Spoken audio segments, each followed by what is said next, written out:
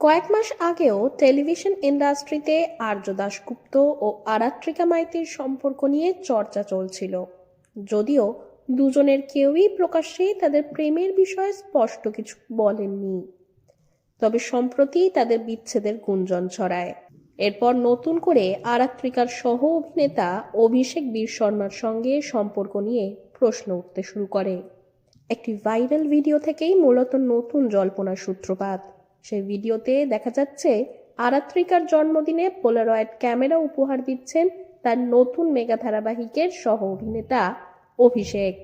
এরপর ধারাবাহিকের টিম নিয়ে মন্দারমণি সফরের সময়ও নাকি দুজনকে একান্তে সময় কাটাতে দেখা গিয়েছে, এমনই দাবি অনেকের। স্বাভাবিকভাবেই বিষয়টি আলোচনার কেন্দ্রে। অবশেষে নিজের ব্যক্তিগত জীবন নিয়ে জবাব দিলেন নায়িকা নিজেই।